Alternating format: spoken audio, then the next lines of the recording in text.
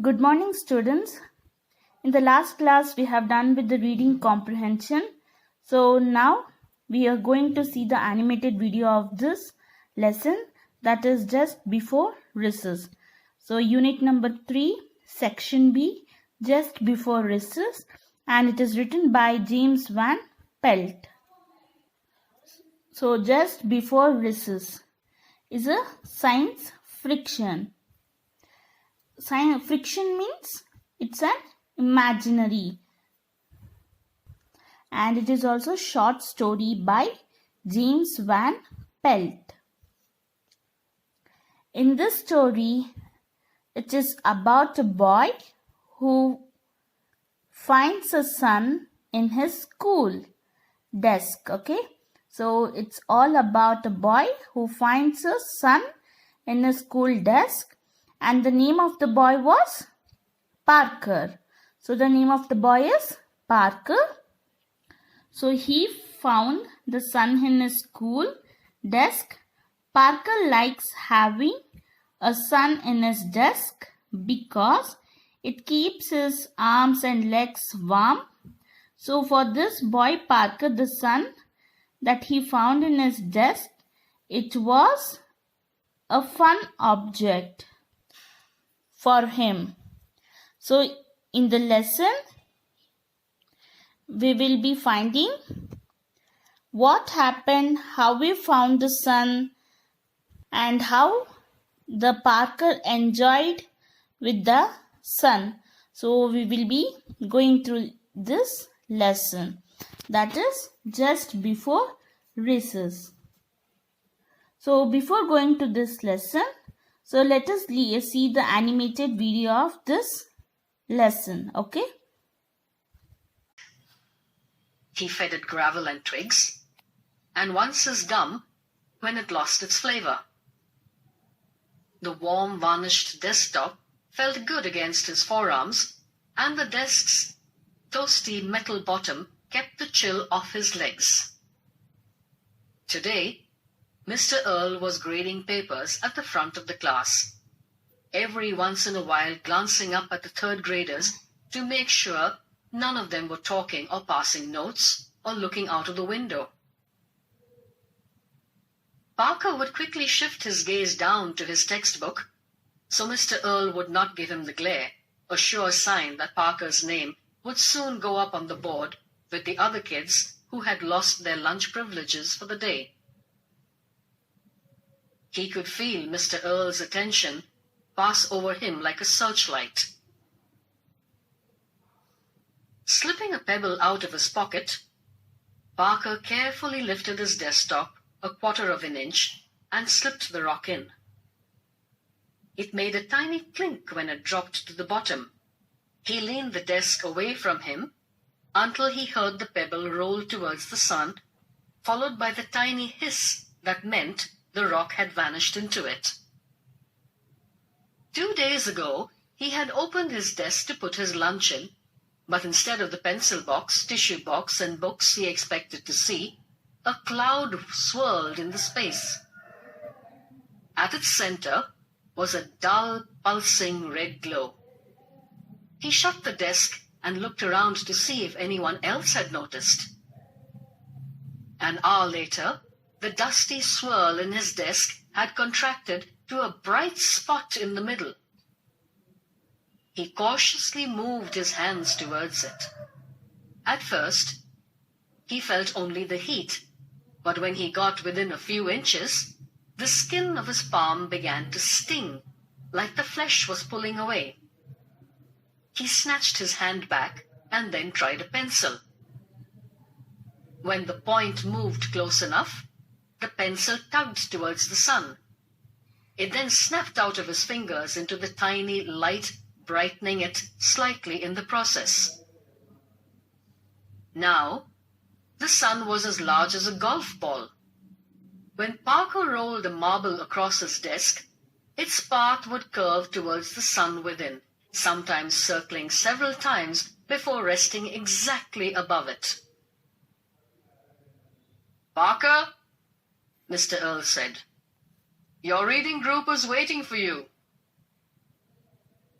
In the back of the class, his 3 reading partners sat on the mats, their books on their laps. Parker pushed away from his desk and joined them. "Where's your book?" Mr. Earl said, his eyebrows contracting into a single line above his eyes. Parker shrugged. Mr. Earl growled, "You need to be more responsible, young man. Go get your book."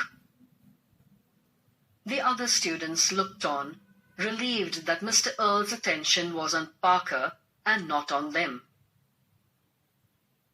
"I don't have it, sir," said Parker. It had disappeared into the sun along with everything else. Mr. Earl's hands clenched slightly. Parker cringed as his teacher pushed away his desk. Mr. Earl almost never left his desk. Students came to him. He did not go to students unless the infraction was terribly, terribly bad. "You, young man, are irresponsible. Remember our talk about responsibility on the first day of school?" He looked at each of the students, who nodded in turn. "Isn't your book in your desk where it belongs?" "No, sir," said Parker. How could he explain about the swirling dust, the pulsing red glow, the sun's pinpoint of light? "Of course it is. That is where your books should always be. Everything in its place. A place for everything. Isn't that right?" His question sounded like an accusation. Parker nodded. "But my book isn't there, Mr. Earl." The teacher took 2 long strides and stood beside Parker's desk. Before the boy could speak, Mr. Earl threw the desktop open.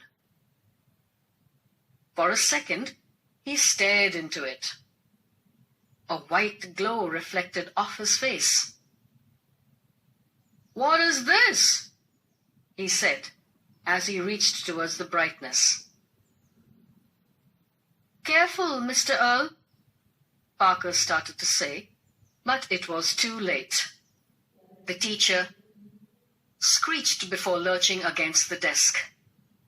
He went down quickly, his feet vanishing into the desk last. A long silence filled the room. Parker stood up and walked back to his desk. The sun within had grown, its heat baking like a tiny oven. He closed the top, which snapped down hard on its own at the last moment. The other students hadn't moved. Parker looked at them. They looked at him. Over the intercom, a bell softly chimed. "Recess," said Parker, and they all ran outside to play. Starting into the lesson, let us see the picture. So this is the picture 1. So here you can see the classroom. So all the students are sitting in the desk. So can you see they are sitting in the classroom, and you can see the teacher here, Mr. Earl. He is busy in correcting the papers, and you can see all the children having the books on the desk. But this is the Parker who is busy in seeing towards the pebbles. So you can see the students here. So Parker is a naughty boy. See, he is not keeping his book on table. You can see that.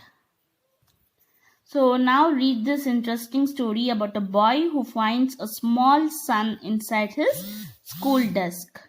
Okay. Parker kept his sun in his desk. He fed it gravel and twigs. At once his gum went, it lost its flavor. The warm varnished desktop felt good against his forearms, and the desk's toasty metal bottom kept the chill of his legs. So Parker once found sun in his desk, And also students, this is not a real story, it's a fiction. Fiction means imaginary story. So the Parker kept his son on his school desk. So he has found his son on his school desk. He fed it gravel and twigs and once his gum. So gravel means crushed rock and pebbles. So he used to give gravel, crushed rock and pebbles. He need to feed the son. He used to feed the son. And twigs, the meaning of twigs is stem of a tree. So he used to feed the son by giving gravel. And once his gum when it lost its flavor. So when he also gave his gum means chewing gum. When the chewing gum lost its flavor, he gave the chewing gum to the son in the desk. So to the son in the desk, he gave the chewing gum also. The warm varnished desktop felt good against his forearms, and the desk's toasty metal bottom kept the chill off his legs. So the meaning of varnish, a liquid used to protect the wood. So toasty is a dry and warm to touch. So the Parker could feel the warmth because he can see the sun, right? So on the desk, so he could feel very warm in the desk. So in the next class, we are going to explain what the teacher did. He saw what is Parker's doing on the school desk. So that we will be discussing in the next session. And also what will happen and how he enjoys the sun. So thank you students.